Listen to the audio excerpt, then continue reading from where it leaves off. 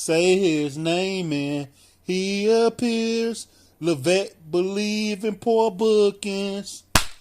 Levette believes in poor bookings.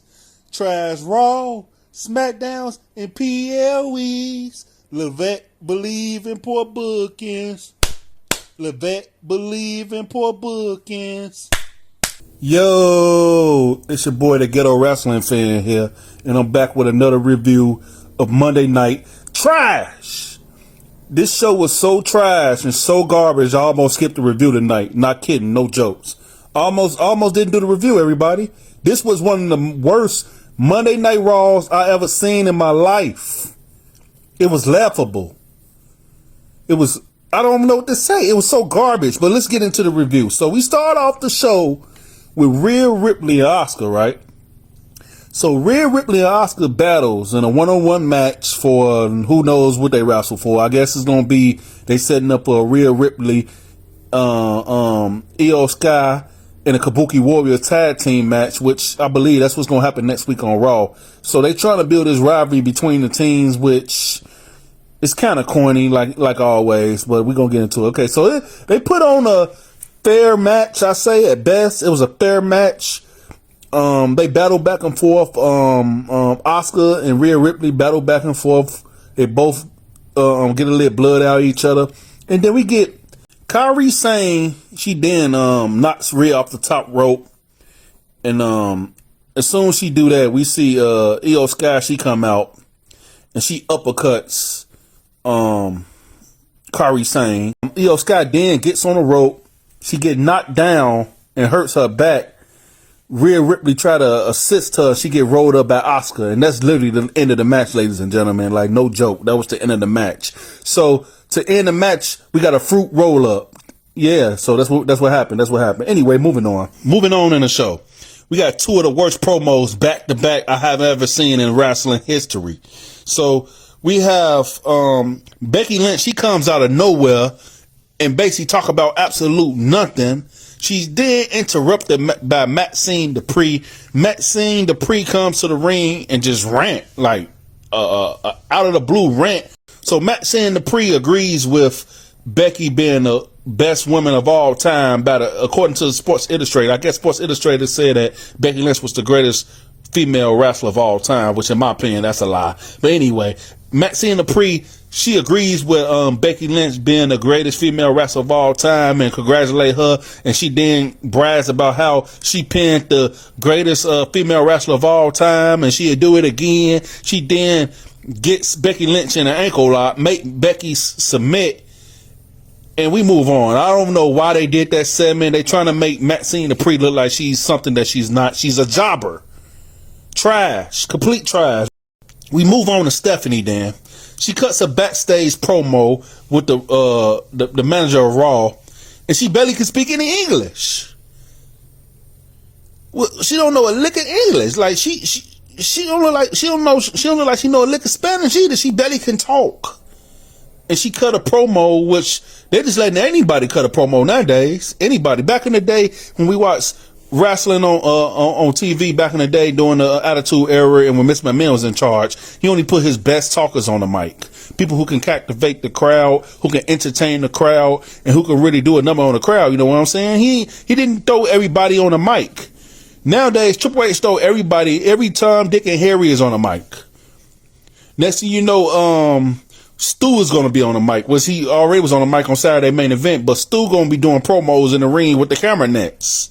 The hell's going on? Anyway, moving on. Who the hell are these guys?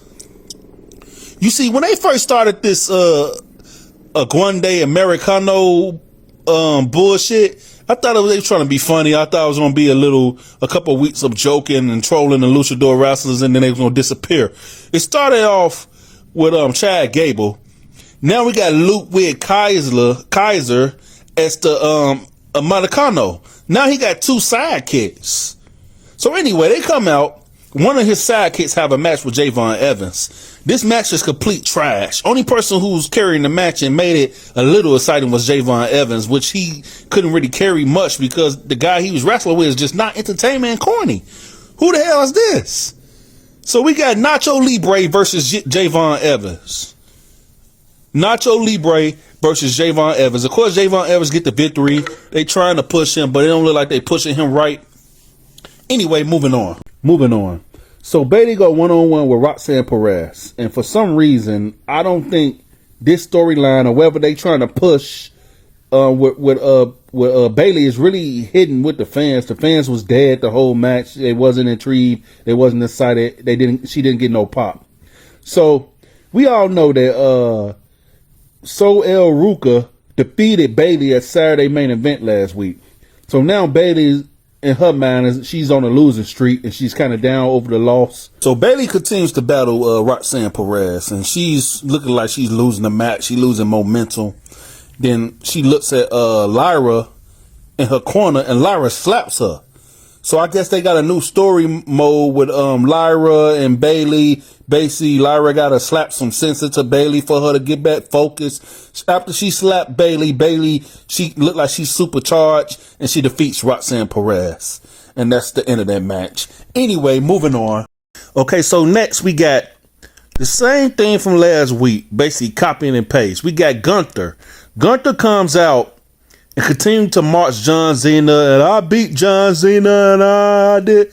Bro, same song and dance. Like, I hope there's not a weekly thing where he comes out every week and just continue to disrespect John Cena and brag about beating John Cena because because the creative team can't think of nothing else to give him. Because Triple Fry booking is so trash, they got to keep giving Gunther the same promo to come cut. Saturday main event is over with. You have to come up with something else, bro. You have to do something else. You can't keep doing the same thing over and over and over and over. You got to get new material. So anyway, CM Punk interrupts Gunther as he brag about defeating John Cena. He basically brags in CM Punk face, lead the ring, Rey Mysterio come out. Then we get to the main event match, which is Rey Mysterio teaming up with CM Punk to go against Bronson Reed and Austin Theory. So I guess the mask that Austin Theory was wearing when he attacked everybody, I guess that was a magical mask. Because now he's supposed to be some new character that's so exciting, and we're supposed to be so excited to see Austin Theory after he jobbed out and been off TV for I don't know how long. He's supposed to be this magical main eventer now that we're supposed to be so excited to see. I'm not buying it. He didn't get no pop. The fans not buying it. And this main event was extra Dookie sauce with booty crumbs on top of it. Of course, Austin Theory got the victory, and Bronson Reed speared CM Punk again. The same thing he did the last couple of weeks. What's up with this copy and paste bullshit by Triple Fraud? This show was trash. It had no substance. It didn't make sense. It was just a whole bunch of slop pieced together to make Dookie juice. Week after week after week, we continue to get Dookie juice from Triple Fraud. This Raw was so trash, I can't even rate it. I'm going to give it a negative 50 points on a scale. Negative. This Raw was extra trash. I don't know what to say about it. There was no exciting parts about this Raw. Everything about it was garbage. Triple Fraud should be ashamed of himself. Garbage. Dookie juice with booty crumbs on top of it. It was so trash, I started not to make this review. Feel like I was been wasting my time doing this. But that's pretty much the show, everybody. That's pretty much the show for tonight. Make sure y'all subscribe and comment and tell me what you think about this Dookie juice. And I'll be back for SmackDown. You feel me? Yo, I got one more thing to address before I go. Okay, so I guess in my recap video last week, I didn't go over the Rachel Raquel and the Stephanie match. And I got a person in my DM saying I'm mispronouncing Braun Breaker, and I'm getting them mixed up. Braun Breaker and Bronson Reed when I say Bronson Reed speared CM Punk. This is what I got to say about the Stephanie and Valkyrie match. I didn't go over that match because that match was absolute Dookie juice with booty crumbs. So I skipped that match because it was complete garbage. There was no reason for me to even review and waste my time with that. And to tell you the truth, who cares? Bronson Reed, Braun Breaker, LeBron James, LeBron Reed, LeBron Breaker. I don't care. That's how I feel about that. So I had to address it. It's been addressed. Thank you. Say his name and he appears.